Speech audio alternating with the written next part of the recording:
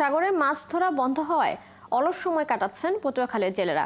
এই সময় কেউ ছেঁড়া জাল রিপু করছেন, কেউ বোট মারায়, আবার কেউ ইঞ্জিনের কাজ করাচ্ছেন। বেশিরভাগ আড়ত বন্ধ। তারা বলছেন এনজিওর কিস্তি সহ টানাপোড়েনে কষ্টে জীবন চলছে তাদের। তবে ভারতের সাথে মিল রেখে 58 দিনের নিষেধাজ্ঞা দেয়ায় খুশি জেলেরা। আহসানুল কবির রিপনের তথ্য ছবিতে প্রতিবেদন।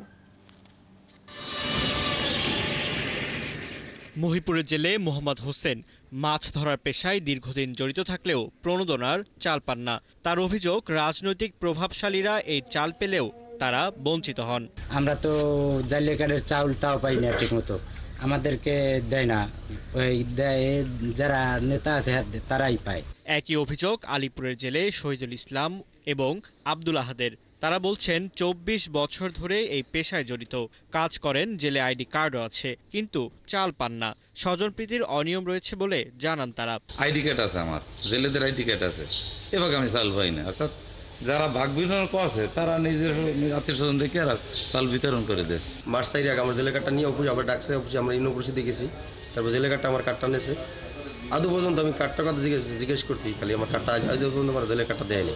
একই ধরনের কষ্টের কথা জানালেন অন্য জেলেরাও। এনজিওর কিস্তি সহ টানাপোড়েনে জীবন চলছে তাদের।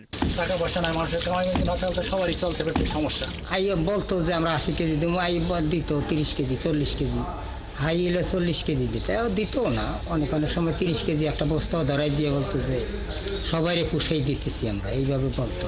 তবে ভারতের সাথে মিল রেখে এবছর সাগরে মাছ ধরার উপর 58 দিনের নিষেধাজ্ঞা দেওয়ার সিদ্ধান্তকে স্বাগত জানিয়েছে জেলেরা। এটা ইন্ডিয়ার সাথে যে রোল করেছে আমার অনেক সুবিধা হয়েছে, কারণ আগে বাংলাদেশের মানুষ মাছ ধরতে পারে না, কিন্তু ইন্ডিয়ার লোকে মাছ ধরতে।